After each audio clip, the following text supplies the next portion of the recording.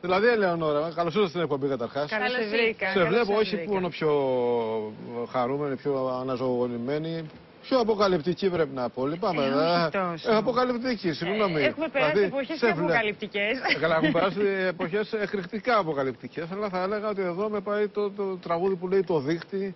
Αυτό το δίχτυ και τα λοιπά. Αυτό το τραγούδι, ναι. Η αλήθεια είναι ότι. Είσαι πιο φίτα από ποτέ, Ελεονόρα. Επειδή σε ξέρω, βρισκόμαστε πολύ συχνά. Νομίζω πως είσαι στα πιο γυμνασμένα σου και στα πιο καλά σου. Εξαρτάται, δεν το θεωρούν όλοι καλό το γυμνασμένο. Έχει γούστο, ξέρεις. Υπάρχουν άνθρωποι που το θέλουν και το επιδιώκουν και που τους αρέσει να το βλέπουν και άλλοι που το απορρίπτουν. Γυναίκες ή άντρες. Οι γυναίκες ζηλεύουν. Οι άντρες έχω την αίσθηση, τουλάχιστον αυτοί που κι εγώ, ας πούμε έτσι, σε αυτούς τους οποίους προσανατολίζουμε, είναι άνθρωποι που τους αρέσουν αυτοί οι σωματότυποι. Δηλαδή δεν θέλουν κάτι άλλο, ξέρεις, πιο θηλυκό ή πιο λεπτεπίλεπτο, ας πούμε. Δεν αφήνεις τώρα τέτοιες ιστορίες και τις γυμναστικές να μου πεις. Δηλαδή, εγώ κατάλαβα, στα μίντια είμαστε, ότι ήρθε ο Βαγγελάτος και σου πήρε τη θέση. Στο δελτίο ειδήσεων. Εγώ αυτά τα νεότερα που έχω, οι πληροφορίες μου, δηλαδή αυτά που διαβάζω. Ο κύριος Χαρδαβέλλας δεν ήτανε? Ναι, σωστά. Είναι πιο καλά διαβασμένο. Ο Χαρδαβέλλας πότε έγινε αυτό? Πριν από λίγες εβδομάδες. Πάντως όλοι σου παίρνουν το δελτίο. Όλοι μου παίρνουν τη θέση μου. Μου παίρνουν το δελτίο μου. Όχι, μου παίρνουν την εκπομπή μου, μου παίρνουν τη θέση μου, μου παίρνουν τα πάντα. Θέλω να τα βάλω σε μια σειρά. Δεν είναι μόνο έχω μια χοντρή παρεξήγηση με το ε. Ναι. Είμαι μόνος στον οποίο δεν έχει πάρει τηλέφωνο. Δηλαδή έλεος, όλους. Μήπως δεν το σηκώνει? Ούτε ένα τηλέφωνο, θα το σήκωνα αμέσως. Η απορία μου είναι η εξής. Τώρα ο Νίκος Ευαγγελάτος ήρθε εκεί για να κάνει δελτίο. Το οποίο προοριζόταν για να το κάνεις εσύ ή έτσι κι αλλιώς δεν θα κάνεις δελτίο? Για να είμαι ειλικρινής, γιατί δεν έχω ενημέρωση, γιατί ξέρω ότι ανακοινώθηκε και μέσα στο Σαββατοκύριακο η άφηξη του Νίκου Ευαγγελάτου, παρά το γεγονός ότι υπήρχε έτσι μια προετοιμασία από φήμες στο προηγούμενο διάστημα. Δεν ξέρω για ποιο λόγο. Αυτό, ότι έρχεται ο Ευαγγελάτος. Δεν ξέρω για ποιο λόγο έρχεται ή ήρθε. Για να μην νιώθει μόνο τη Τατιάνα. Μπορεί ενδεχομένως, αλλά γενικώς είναι ωραίο στην παρέα από ό,τι ξέρω. Τον έχω συναντραφεί τον Νίκο, οπότε καλό για όλους μας. Καλό παιδί είναι τώρα. Πολύ καλό επαγγελματία. Εγώ στον Νίκο Ευαγγελάτο χρωστάω πράγματα. Η αλήθεια είναι βεβαίως.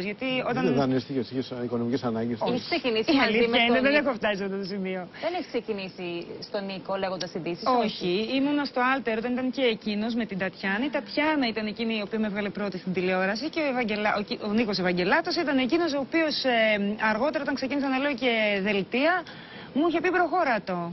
Το έχεις, με βοηθούσε, μου έδινε συμβουλές. Σε ποια εποχή, σε ποιο το 2003 στο Άλτερ. Και πώς εξηγείς τώρα αυτή την αγνωμοσύνη? Όχι, την αγνωμοσύνη όχι, αφού αυτό σε βοήθαγε, πώς θα το πω, την προδοσία του.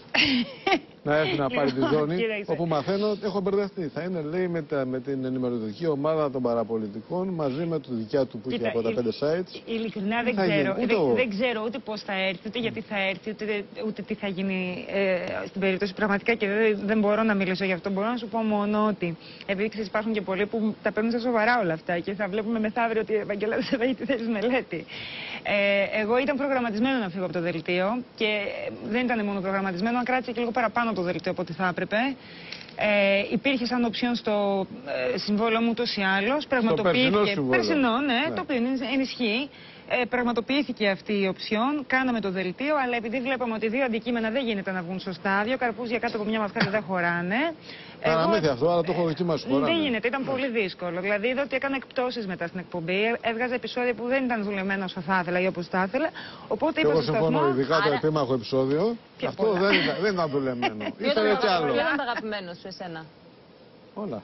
Εσένα ποιο ήταν το αγαπημένο σου? Εις βάρος σου είναι, αλλά όλα ήταν αγαπημένα μου. Κοίταξε, σου πω. Μέχρι την περίοδο που ξεκίνησα το δελτίο ήμουνα 100% ικανοποιημένη από το αποτέλεσμα που παρέδιδα. Μετά είχα παράπονα από τον εαυτό μου. Δεν είχες τόσο χρόνο να αφιερωθείς στο hashtag? Δεν είχα τόσο χρόνο. Και το είπα στη διεύθυνση και είπαμε από Σεπτέμβριο να σταματήσουμε να κάνουμε το δελτίο. Πήραμε και λίγο από το Σεπτέμβριο. Αλλά μετά έπρεπε πραγματικά να σταματήσουμε το δελτίο. Είναι δηλαδή κάτι το οποίο το συζητούσαμε με τον κόσμο από πέρσι. Ήμασταν λίγο χαμένοι με την επικαιρότητα. Εσύ έκανες και όλο το καλοκαίρι δελτίο? Όχι, εγώ έκανα μέχρι τις 31 Ιουλίου. Μετά έφυγα σε άδεια. Κανονικά έπρεπε το Σεπτέμβριο να γυρίσω μόνο με το hashtag. Γύρισα με το δελτίο και. Ξεκίνησε το δελτίο? Ξεκίνησα δελτίο, έκανα 15 μέρες. Άρα και τώρα αυτό που έκανα είπα, μας έφαγε ο Ευαγγελάτος στο δελτίο. Τι είπα? Ο κύριος ουσιαστικά εξυπηρετούσε το σταθμό. Αφού ο κύριος Χαρδαβέλλας κάνει τώρα το δελτίο. Και εξυπηρετούσε το σταθμό μέχρι να έρθει ο Ευαγγελάτος, νομίζω. Αυτό συμφωνήσαμε και γι' αυτό. Ήταν από παντού. Την είχαν στριμώξει. Αν και νομίζω πως εσύ... Πού να δεν στριμώξεις. Δεν στριμώχνεται, αλλά να σου πω κάτι. Πώς νιώθεις που πήγες πρώτη, αν δεν κάνω λάθος, σε ένα μικρότερο κανάλι, το που όμως τώρα έχει γίνει μια δύναμη. Δεν σταματάτε την καραμέλα. Ότι είναι μικρότερο κανάλι, κοντεύει να μας μπιπ. Μα αυτό λέω. Μετά από εσένα ήρθανε τόσες μεταγραφές. Και να, με την τελευταία τώρα του Νίκο Βαγγελάτου. Εσύ νιώθεις ότι είχες πάρει το πρώτο ρίσκο, ας πούμε, για να ακολουθήσουν μετά και οι υπόλοιποι, είτε το έβλεπες ρίσκο όταν πήγαινες εκεί? Εγώ δεν έβλεπα ρίσκο. Εγώ έβλεπα ευκαιρίες. Δηλαδή, βλέπεις ρίσκο που θα εγώ δεν βλέπω ρίσκο. Δεν μου αρέσει να μπαίνω πρώτο στο δωμάτιο και να ανάβω το φως. Εσύ βλέπεις το μπατζί τζάμι και ρωτάω στο λάστιχο τι το θέλουμε. Δεν καταλαβαίνω. Δεν φοβάμαι. Πάω μπροστά. Δηλαδή δεν έχω θέμα. Εγώ έτσι όπως είχα φτιάξει τη ζωή μου και τις επιλογές μου εκείνη την περίοδο, είδα μόνο ευκαιρία. Εγώ ήθελα να φύγω από το είδος που εξυπηρετούσα όλα αυτά τα χρόνια. Είχα χορτάσει από αυτό, είχα κάνει επιτυχία με αυτό. Ήθελα μια αλλαγή. Συζήτησα με αρκετά κανάλια. Το είδος, γιατί... από ό,τι φάνηκε μετά, σε ορισμένες περιπτώσεις ναι, σε ορισμένες περιπτώσεις όχι. Σωστά. Οπότε ουσιαστικά είδα μόνο μία ευκαιρία σε αυτό. Επειδή και με τους υπόλοιπους σταθμούς που συζήτησα έπρεπε να κάνω και κάτι άλλο αυτό το hashtag, που αυτό το κάτι άλλο θυμίζει πολύ τα παλιά. Στο μου αφήσανε το ελεύθερο να κάνω πραγματικά αυτό που ήθελα και ήταν πολύ σημαντικό για μένα. Είχες περάσει και από τα άλλα τα κανάλια με το hashtag και σου είπανε πάρε το hashtag, αλλά πάρε και ένα show. Θέλουμε και κάτι άλλο. Κάνε και ένα πρωινό του Μέγα σου. Ή ένα talk show ή ένα show. Όχι, δεν ήθελα, γιατί αν είσαι σε ένα μεγάλο κανάλι και κάνεις αυτό που πραγματικά θέλεις, αλλά κάνεις και κάτι άλλο, θεωρώ ότι το άλλο μπορεί να επισκιάσει αυτό που θες πραγματικά να κάνεις. Και αυτός είναι ένας δρόμος της απολίας, θα πεις λίγο πολύ έτσι. Καταστροφικός τώρα. Μιλάμε γενικά τώρα. Ή και δημιουργικός. Αν έχεις μεγάλα χέρια, πολλά καρπούζια. Δεν βολεύονται δύο πράγματα μαζί. Τελικά εγώ αυτό κατάλαβα. Ντόρος γύρω από το όνομά σου. Μία η Ελεονόρα είπε αυτό. Μία η Ελεονόρα έστειλε εξώδικο. Στον Ευαγγελάτο έστειλε εξώδικο. Ναι, του λέω μην τυχόν και έρθεις μέχρι να φύγω. Δεν στέλνουμε να έχει στον Ευαγγελάτο να είμαστε καλυμμένοι. Με τι δικαιολογία? Τι θα τον προειδοποιήσουμε? Και οτιδήποτε δικηγόρο βρεις, αυτό είναι το τελευταίο που σε ρωτάει. Βρίσκει ένα εξώδικο. Οκ, βρίσκει τη δικαιολογία, έχουμε τη φόρμα έτοιμη. Ότι πώς θα είναι, με υποκατάσταση μελλοντικών σχεδίων. Το εξώδικο, για αυτούς που δεν ξέρουν νομική, ακούγεται. Νομικούς όρους, όχι νομική, ούτε εγώ ξέρω νομική. Ακούγεται βαρύγδουπο. Μα δεν είναι τίποτα, όχι. Ναι. Δεν είναι τίποτα. Είναι μια απλή ενημέρωση, προειδοποίηση επίσημης μορφής. Αλλά αν δεν κάνει κάτι, μετά μπορεί να γίνει, λέω τώρα. Ναι, αλλά πρόσεξε όμως, επειδή στα συμβόλαια υπάρχουν δικλείδες, οι οποίες πρέπει να τηρούνται. Έτσι, για να πηγαίνει καλά μια συνεργασία. Το μπέρδεμά μας τώρα ποιο ήταν, γιατί η δική μου τώρα διάθεση δεν είναι ούτε με το. Εύχομαι να καταρχάς η εκπομπή σου ξεκινάει την Πέμπτη. Την Πέμπτη. Προσπαθήσουμε λιγάκι να μεταφέρουμε το πώς είναι να βρίσκεις εγκλωβισμένος μέσα σε ένα αυτοκίνητο, πώς είναι το να κάνεις μια σύγκρουση με τοπική. Εσύ το μπαίνεις εσύ μέσα σε αυτό? Ναι, θα δεις. Είναι πολύ ενδιαφέρον πραγματικά και πολύ πνευματικό πιστεύω. Η αφορμή για το επεισόδιο αυτό ήταν ότι η Ελλάδα είναι η πρώτη χώρα με τα περισσότερα θύματα σε τροχιά σε όλη την Ευρώπη και αυτό είναι πολύ σημαντικό. Έχουν υπάρξει επεισόδια που έχω βγει άλλοι μέσα από αυτά τα επεισόδια, όπως για παράδειγμα το επεισόδιο της Ευθανασίας. Ήταν μια εβδομάδα που δεν μπορούσα να σταματήσω να κλαίω. Δεν μας λέει για το έχουμε ευχάριστα θέματα. Το επεισόδιο με το στριπτίζ, το επεισόδιο με τα κορίτσια που εκδίδονται. Και αυτό όμως, που παρεξηγήθηκε. Δηλαδή όλοι κολλήσανε στο στριπτίζ και στο πορνό και σε όλα αυτά. Δεν είδε κανένας, όχι δεν είδε κανένας όμως την ιστορία του πορνό που κάποτε ήταν ας πούμε προνόμιο των αριστοκρατών ή την ιστορία του μέσα στο πέρασμα των χρόνων που είναι πολύ ωραία. Δεν είπα, ψήσου ποτέ το είδα. Συζήτησε κανένας. Το παρατηρήσαμε όλο. Ήταν επιμορφωτικό, συγχαρητήρια και πιστεύω ότι πρέπει να υπάρχει και. Πώς είναι το hangover 1, hangover 2, hangover 3. Πρέπει να υπάρξει. Όχι, θα μπορούσε. Ήτανε άβολο. Το ερωτικό. Γιατί. Ξέρω εγώ. Κοίταξε τώρα, Δοκισά. Εγώ ξέρεις ένα πράγμα. Αν συχαίνομαι, είναι υποκρισία. Δηλαδή, οι περισσότεροι από αυτούς που βγήκαν να με κρίνουν επειδή στο πλαίσιο του ρεπορτάζ γύρισε ένα πορνό, βλέπουν τσόντες. Είτε στο σπίτι τους, είτε στο YouTube. Μην τρελαθούμε τώρα. Και θα σου πω γιατί. Γιατί αυτός ήταν και ο λόγος που κάναμε αυτό το επεισόδιο. Η Ελλάδα είναι η δεύτερη χώρα μετά τη Λιθουανία στο να βλέπει πορνό. Πότε μας πέρασε η Λιθουανία? Νομίζω ήταν πριν. Μας πέρασε τότε η Λιθουανία. Πρέπει να το δούμε αυτό. Κάποια χώρα. Με τον Τσίπρα παντού πάμε χάλια τελικά. Τώρα πέσαμε σε αυτό το επίπεδο. Η Ελλάδα είναι η πρώτη στην τσόντα. Βλέπει πολύ πορνό. Είμαστε στην πρώτη τριάδα, στο top 3. Ναι, και αυτό είναι απαγορευτικό, είναι κακό. Για μένα είναι καθόλου κακό και είναι και υγιές. Εγώ το θεωρώ από την εφηβεία και μετά. Εγώ το θεωρώ πολύ υγιές το να κάνεις και αυτό. Δηλαδή αυτό το συντηρητισμό, το ψευτό.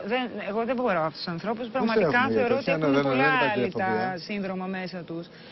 Παρά τα αυτά όμως, κατάφερες, παρά τα αυτά, γιατί κάνουμε μπλά, κατάξει άλλος Άλλος λέει μια κουβέντα παραπάνω, άλλος μια παρακάτω. Κατάφερες να σπάσεις έτσι μερικές γραμμές. Δηλαδή μέχρι αυτό που έκανες δεν το είχε κάνει κανένας άλλος. Και χαίρομαι γι' αυτό. Ναι. Τώρα όχι, και εγώ το χαίρομαι που το κάνεις, όχι έξω από την πλάκα. Προτιμώ να προκαλούμε μια ταινία πορνό από το να προκαλούμε ένα απέσιο ελεεινό σχόλιο που θα πω για έναν συνάδελφο ή για κάποιον ο οποίος κριτικάρεται εκείνη τη στιγμή και κρίνεται μέσα από ένα ρεπορτάζ για να παίζω μετά στα site. Αυτή είναι η καλύτερη μας, τα ωραία ελιανά σχόλια. Τα οποία... Λίγο νομίζω πως θα διαφορείς πια για όλα αυτά τα σχόλια και τις κριτικές. Ή μήπως θα προκαλείς κιόλας. Όχι, εγώ νομίζω ότι έχω ηρεμήσει. Δηλαδή θυμάμαι, κάνω και εγώ flashback στο πώς ήμουνα πριν από μερικά χρόνια που ξεσάλωνα με το Twitter, με τα social media. Ένιωθα αγρίμη, ένιωθα λίγο γκάνγκστερ μέσα μου. Αλλά είναι και λογικό, γιατί όταν έχεις θυχτεί ή πληγωθεί ή προσβληθεί πολύ, κάποια στιγμή όλοι είναι στη φύση του ανθρώπου να γίνεσαι γκάνγκστερ μετά για να υπερασπιστείς. Μετά όμως που πέρασα στη φάση του ότι δεν με ενδιαφέρει τίποτα από όλα αυτά, νομίζω ότι περνάω μία από τις πιο σιωπηλές, αλλά συνειδητά σιωπηλές περιόδους της ζωής μου. Ούτε συνεντεύξεις δίνω, ούτε... Αυτό γιατί... Μιλάει ο δικηγόρος σου για σένα. Μόλι μια φορά έγινε και το κάνατε ζήτημα και για ένα θέμα το οποίο ουσιαστικά δεν θίγει τη σχέση μου. Να τα βάλουμε σε μια σειρά. Δεν έχει θίγει τίποτα σχέση με το έψιλον. Αφού συνεχίσω να κάνω την εκπομπή. Ξεκινάς την εκπομπή σου. Απλώς ό,τι έγινε το νομικό για να μην δίνετε και λαβή είχε να κάνει με μια παλιά συμφωνία για να βεβαιωθείς ότι τελείωσε. Ναι, και όχι μόνο. Για να προειδοποιείς. Τώρα εντωμεταξύ που λένε ότι γιατί βγήκες και το είπες. Δεν βγήκα εγώ ποτέ να πω ότι έκανα εξώδικο. Το εξώδικο έγινε 14 Σεπτέμβρη και μετά από καμιά 25 μέρες δεν με παίρνουν τηλέφωνο οι δημοσιογράφοι. Αλλά επειδή εγώ δεν δώσω. 9-25 μέρες κάνα να το καταλάβετε. Το παραδέχτηκα.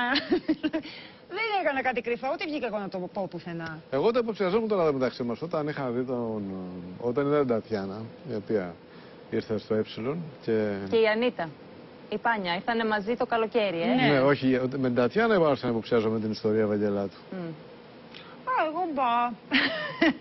Γιατί και έκανα μετά, όταν έγινε εκείνο το μυστήριο μπέρδεμα στο Μέγκα, όπου ξαφνικά έφυγε μέσα σε μια νύχτα και δεν έχουμε μάθει τι ακριβώς έχει γίνει. Δηλαδή έχουμε μάθει, αλλά δεν μπορούμε να το πούμε.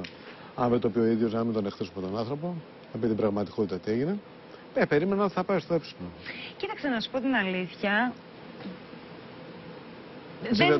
Δεν πολύ ασχολούμαι με τα που πάει ο ένας που φεύγει, γιατί ήρθε, δεν ήρθε, θα έρθει. Ποτέ δεν ασχολιώσουν. Τώρα περνάς αυτή τη φάση. Την τελευταία διετία είναι για τη μερώσεις γιατί δεν είναι συνεντεύξεις. Δεν μου βγαίνει καθόλου. Δεν ασχολούμαι με κανέναν. Είσαι πάντως πολύ ανατρεπτικός τύπος. Γιατί είσαι η πρώτη που μπορεί να έστειλες εξώδικο τώρα στο κανάλι σου σε αυτά τα πλαίσια. Όχι, έχουμε στείλει και εμείς. Όχι, είχε στείλει. Σε ποιον? Σε οποίο δεν στείλω. Την ώρα που συνεργάζεσαι, γιατί ακόμα συνεργάζονται. Μα την ώρα που συνεργάζεσαι έχει γλύκα. Τώρα αυτό εγώ εξώδικο στο Λάτσιο, τι νόημα έχει. Δεν ήθελα να τον πλακώσω στο ξύλο κανένα.